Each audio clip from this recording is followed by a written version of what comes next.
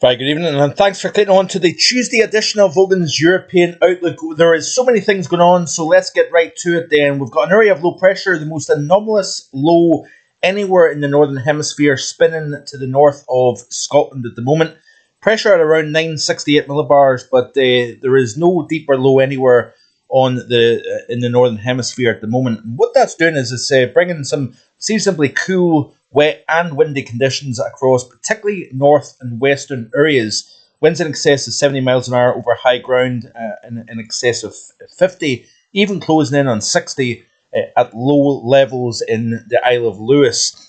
But it's also dragging in, if you notice here, this little tongue on the underside of the circulation. It's actually transporting some Canadian wildfire smoke here, and that may create some interesting sunset tonight. If we happen to see a sunset, that is, we may see a little bit more of a kind of haziness and a reddy complexion to the sky later on tonight. But that system is spinning away, and it is not going to go anywhere over the next 24 hours or so. It's going to remain very unsettled as we progress through the course of Wednesday. But I want to draw your attention to this imagery here of this is the full disk of the Atlantic, and including the Americas. There is on the southern flank of the North Atlantic, through the tropics, we've got a tongue of very dense Saharan dust getting transported westbound aboard the easterly trades. But at the same time, further north, we're seeing some thick plumes of Canadian wildfire smoke coming down into the eastern side of the United States, and then that is getting blown out over the North Atlantic. So essentially, we've got Canadian wildfire smoke heading eastbound, and we've got Saharan dust heading westbound over the North Atlantic. If you can see here, we'll close in on the eastern side of North America. You've got that thick, hazy skies over a large swathe of the eastern states at the moment here. So very, very poor air quality in parts of the eastern United States.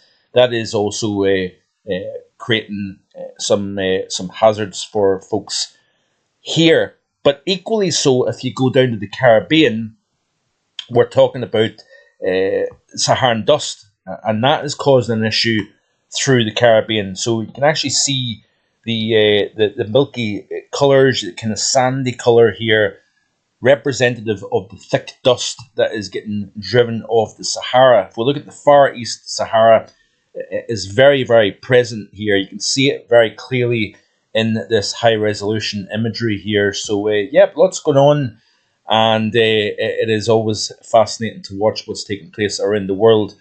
Before we look at the specifics with regards to the UK and Ireland over the next few days and beyond, we've actually got a 10% chance of a disturbance developing within the next 7 days, according to NHC. We've got a frontal system.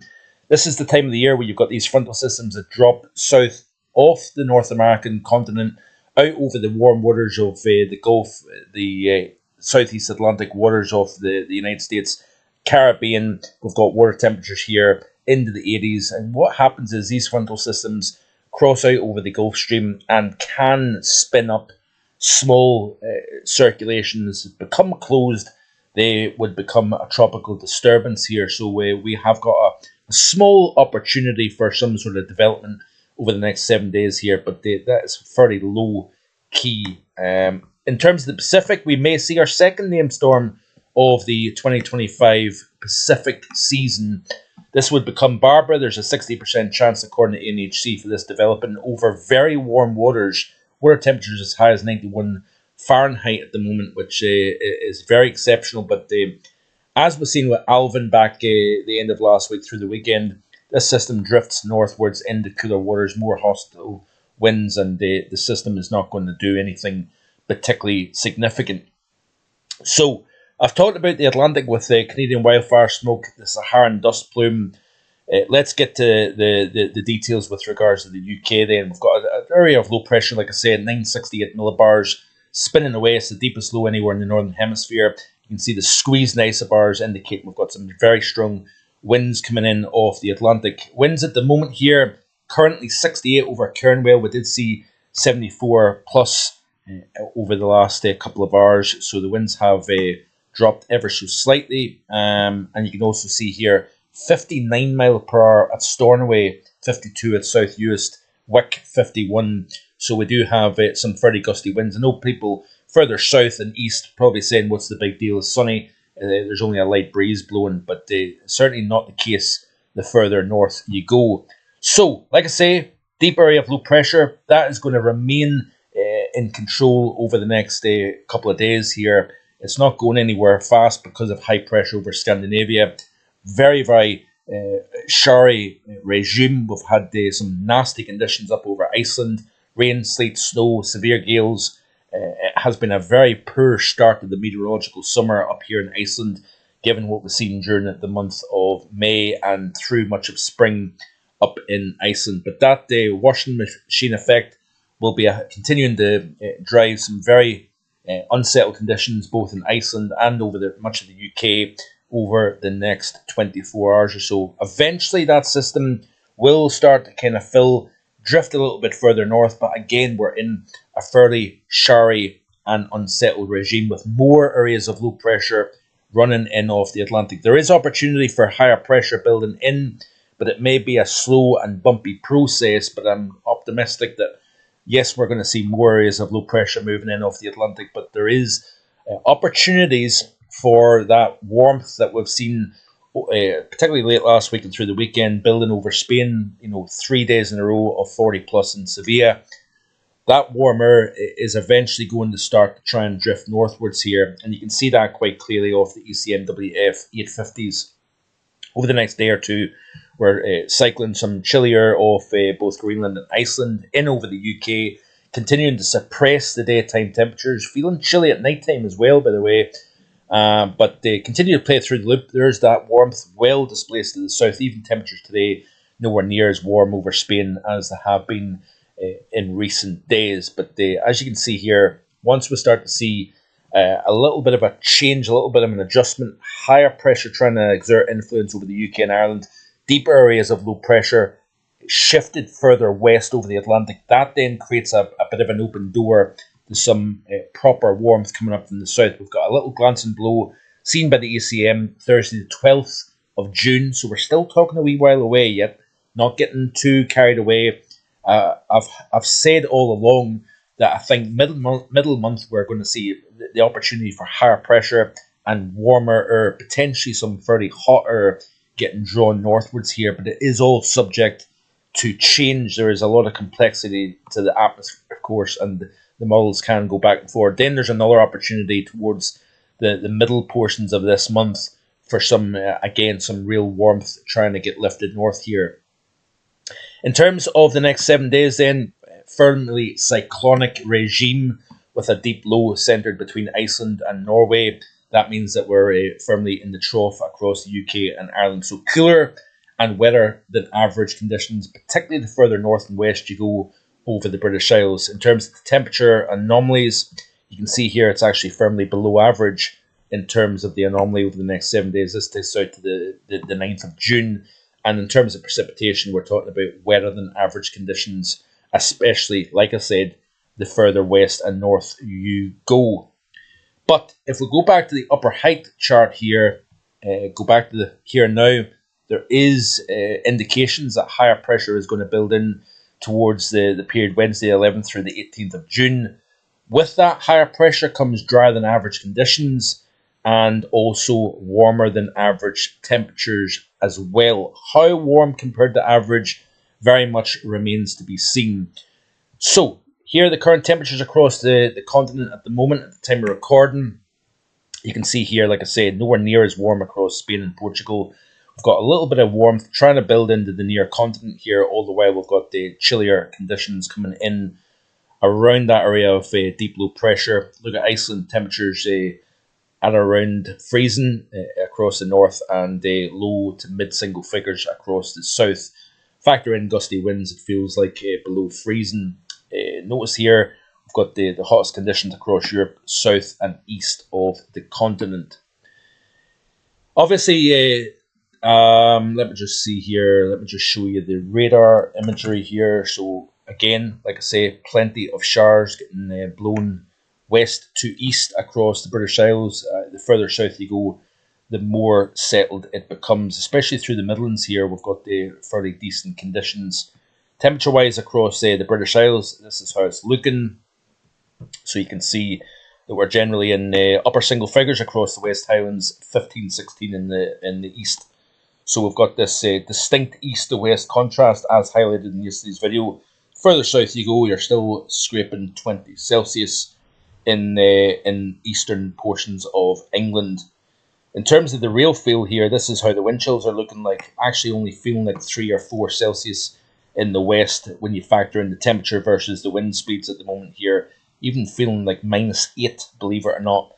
Yes, it's 763 metres above sea level, but nevertheless, that is a notable chill in the wind, with elevation only feeling like 7 at Stornoway at the moment. Looking at the current winds in kilometres per hour, you can see that we've got some fairly gusty winds across the northwest of the country. So, let me just see here, another nice little view of the circulation that's spinning to the north of the UK at the moment here.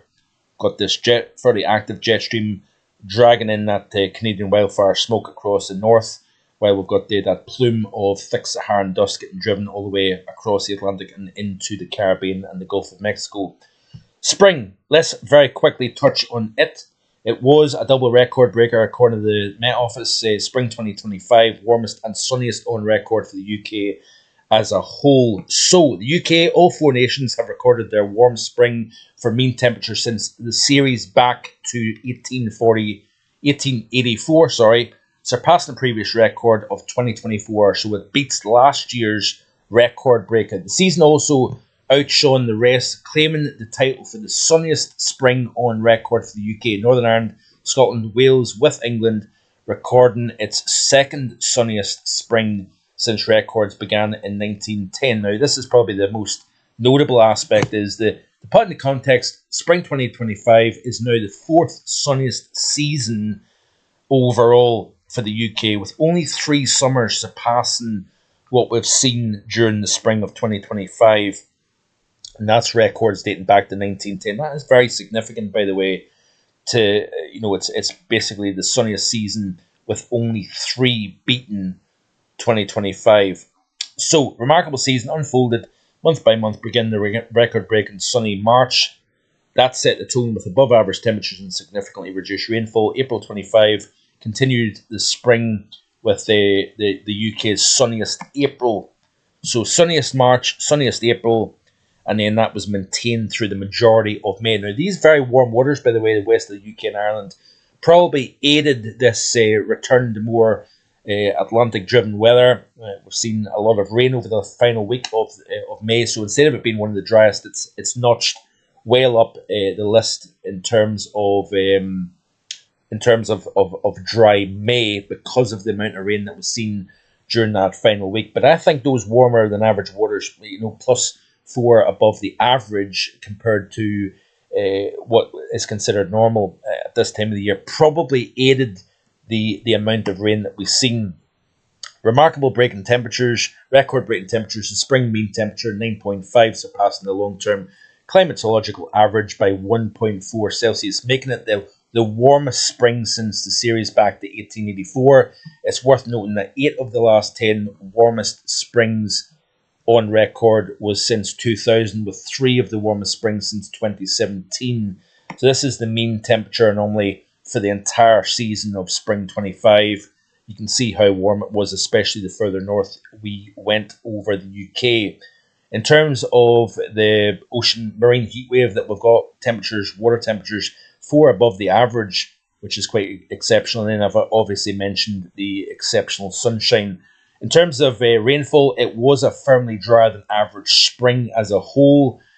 But in terms of that final week of May, it's perhaps not made it just as extreme as what we previously seen. And there's the sun durations here. This is the month of May, warmer than average, as can be seen here. Month of May in terms of rainfall, you've got the firmly drier than average across many areas, but the slightly wet than average Central Belt and the West Highlands of Scotland. looks as if and then northwestern England was seeing a slight blue, representing above average rainfall here, but generally far north, east and south of the UK, including eastern and southern Ireland, Northern Ireland that is, being drier than average for the month of May. And incidentally, it was actually my wettest May in my record, which is only 3 Mays.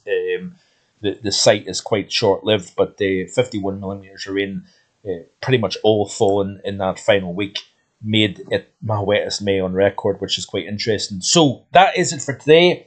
I hope you're enjoying what you're seeing here on the channel. Like and subscribe, and I'll be back again tomorrow with more. Enjoy the rest of your Tuesday. Bye bye.